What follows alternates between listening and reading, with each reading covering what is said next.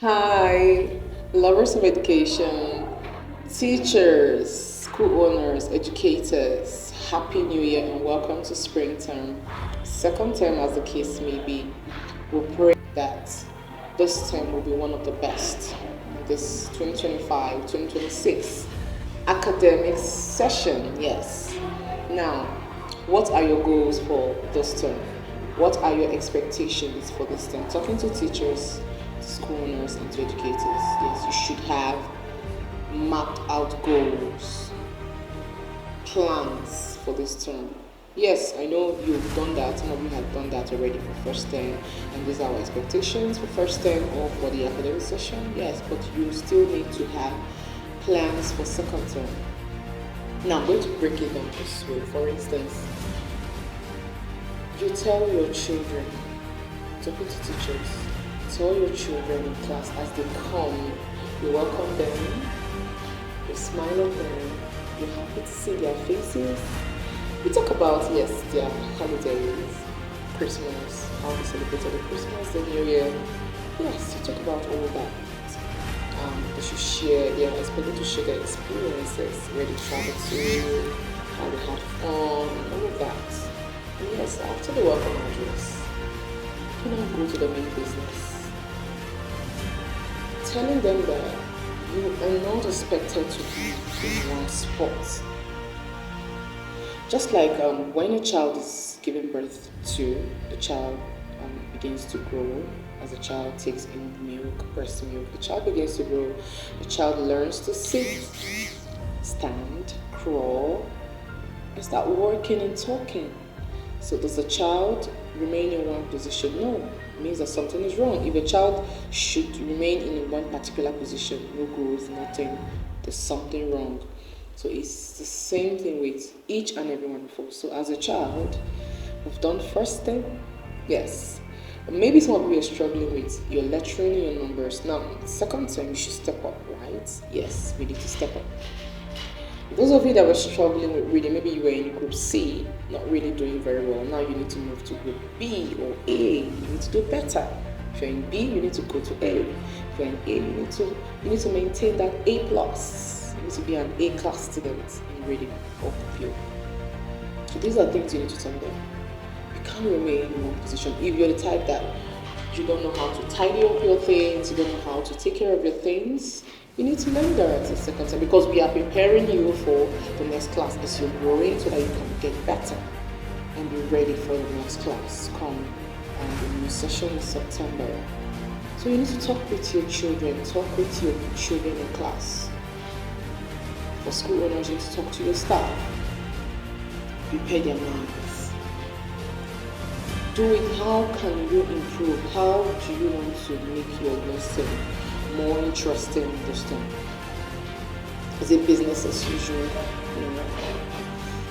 How do you use your improvisation technique in improving it? A lot of teachers don't even care about improvisation technique. They just want to go into the class and just deliver. No. How do I make use of it better? Or start making use of it? How do I make my learners become more interesting in learning? These are things you need to talk about. So things you need to look at as a teacher, as a school owner. And then you have to discuss some of these things with your words, with your children in class. Because you need to mold them academically, morally, socially, and even physically. Some teachers are like, I don't do sport. As a teacher, you are known to be like an all-round individual. Encourage them to be part of sports. For some schools, second term is usually for inter-house sports. Encourage them to participate in sports from the early years, from the nursery, primary to the secondary level. So how can we grow and make second term worthwhile? Make second term one of the best term ever. Remember, before the child leaves your class as a teacher, you should have.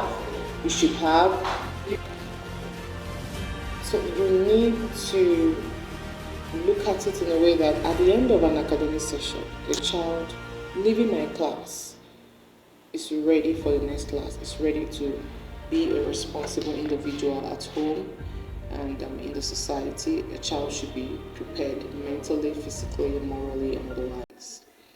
So as a teacher, it's not a day's job. Teaching is not a day's job.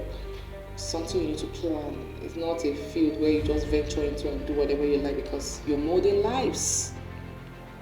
You are molding lives.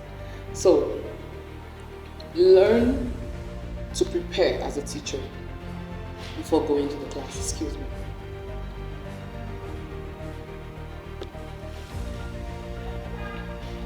Learn to plan your lesson from home. Over the weekend, starting the week on the Monday, I'm going to be in my class. I have this topic. You have your plans already by now. Most schools teachers have 2-3 days before the children resume. You should be able to plan your lesson, everything you need, know the teaching aids you'll be using, materials you'll be using, the videos, have them on ground. How do I improvise this? What do I need? How do I go about it? So these are things you should plan ahead of time. And then on a weekly basis, you plan them also. On Monday, I have mathematics. Okay, am I taking fraction? What are the materials I will need to use in class? How do I go about it? Do I have videos and pictures? I have science. What are we doing? What's the practical? Are we going to the farm? Are we planting? Are we doing using colors? Do I have pictures and videos to back them up? So these are things you need to really plan as a teacher. Don't forget that you're molding lives. You're molding future leaders. You're molding responsible people. And then morally, they should improve how to greet, how to use their magical words in class, how to talk, how to take permissions, how to tidy up their decks after eating, after writing, how do they keep their writing materials. You organize your classroom. You need to do that. For classes that don't even have lockers, you could just make like pencil cases for them where they keep their writing material so they don't have to litter it all over. It's always falling off. For classes that have lockers, okay, you keep them. When you're not writing, this is what you do. How to be organized, how to tuck in, organize your chairs when going out, how to eat. They need to improve, they need to be better so that the next class, the next teachers will appreciate your efforts and say, yes, this teacher did very well. Whether the school recognizes you or not, as a teacher, you are molding lives. And not just academically, like I said, but physically, morally, and otherwise. So let's make 2026 second term count. Okay, as teachers, let's work together. And that is why I want to also remind you of my training coming up in February. The flyer will be out soon. I'll be having a certification training coming up in February, yes. So for school owners, for teachers that are interested in this training, to be a physical training coming up in February, where teachers be trained on how to become effective, how to be better, how to be better leaders, and all of that. So I have lots of trainings on that, and I would like to share my ideas. Having been teaching for over 14 years, have held various positions. You should know I'm loaded. So don't miss out, and I'll be inviting a resource person, also an educationist, to come in so that we could prepare for second and third term and make it worthwhile. And it's going to be a certification training, so start saving up. Yes, you need to build your CV, you need to have certifications, yes, from a reputable consultant. I wish us a successful second term or spring term, as the case may be. And I pray that whatever plans we have, everything will come to pass. Our children will be ready to learn, to assimilate. And at the end of the term, we'll be able to beat our chest to say, yes, there was an improvement. Yes, my children improved in all areas. Thank you very much. And please don't forget that the greatest curriculum is love.